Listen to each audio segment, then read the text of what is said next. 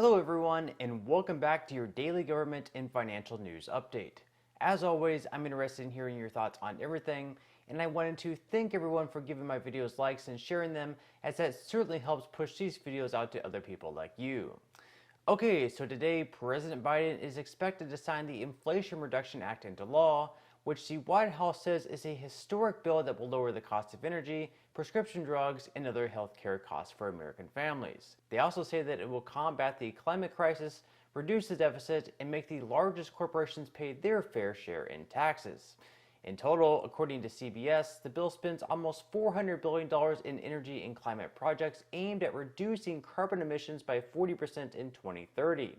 It will also limit out-of-pocket drug expenses for seniors to $2,000 annually and allow Medicare to negotiate with drug makers on prescription prices.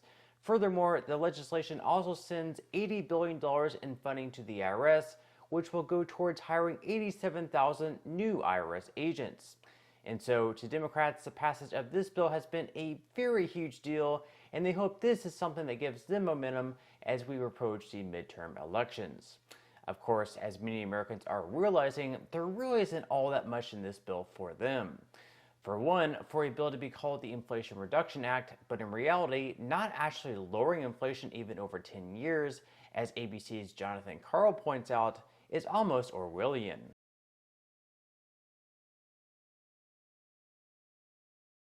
Other Democrats were also asked about the part of the bill that will actually lower inflation, so here we have Democratic Representative Jamie Raskin helpfully explaining how this bill will lower the highest inflation we've seen in 40 years. As soon as the act goes into effect, I hope that all of the provisions will begin to work.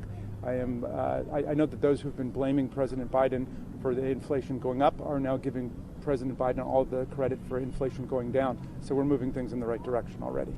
And what parts of the bill do you think will quickly work on that specifically? Next question. Yeah, we got nothing. So while the bill won't actually reduce the highest inflation we've seen in 40 years, it will also hire 87,000 new IRS agents, which unfortunately will cause the lower and middle class Americans to face more audits on their tax returns. What this could mean for people like you and me is potentially having to pay more taxes and fines to the IRS if they believe that we owe them more money. Let's say, for example, we split tickets to a football game with some friends, so I go out and pay $1,000 for tickets, and my friends Venmo me $900 in return for the tickets that I bought. Guess what? According to the IRS, the $900 that they sent me is now money that they may believe that I owe in taxes. Or let's say that 6 years ago, I bought an air fryer on Black Friday, and now I want to go sell it, so I throw it on Facebook Marketplace for a few bucks. Someone buys it and sends me the money on Venmo or PayPal. Again, guess what? Without proper receipts and documentation showing that I sold the air fryer at a loss, this is also extra taxes that the IRS will claim that I owe them, which, quite frankly, could be a real pain in the butt for many Americans, especially if and when the IRS begins to crack down on these minor transactions. No doubt, the hiring of 87,000 new IRS agents means that the likelihood of a tax audit for all of us has just increased, so let's act accordingly. Another part of the bill heavily scrutinized is the up to $7,500 tax credit for those wealthy enough to buy an electric vehicle, which on average costs right around $67,000. According to the Daily Wire, many automakers in return are now raising their prices by the exact same amount. So, citing significant material cost increases and other factors, Ford's announcement revealed price hikes between $6,000 and $8,500 for its electric vehicles. The F-150 Lightning Pro, for example, will sell for $46,974, a $7,000 increase from the $39,947 charge for last year's model. GM likewise increased the cost of its electric Hummer by $6,250 last month. So any help in lowering the price for purchasing EVs is now pretty much being offset by the price hikes of these vehicles. Now, in some other news regarding Social Security, yesterday was the 87th anniversary of the Social Security Act becoming law, and so House Democrats John Larson and Pramila Jayapal called for their bill to expand the program to be voted on this fall. That'll be just maybe a month or two from now when they come back from recess. Now, according to CNBC, their proposal is called the Social Security 2100, a sacred trust, and it would attempt to expand benefits by increasing all checks by about 2% of the average benefit. At the same time, it would also set the minimum benefit above the poverty line and tie it to current wage levels. Widows and widowers would also receive more generous benefits. It would repeal rules that reduce benefits for public workers, including the windfall elimination provision and government pension offset. The bill also calls for providing caregiver credits to people who take time out of the workforce to care for children or other family members, and benefits for students would be extended to age 26. Children who live with grandparents or other relatives would also have increased access to benefits.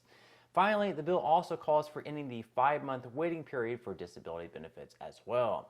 And so to pay for the program, they're currently calling for reapplying the Social Security payroll tax on wages above $400,000. Now, other than that proposal, there's currently another one by Bernie Sanders and Elizabeth Warren. This one has been talked about for a long time, probably a year or more.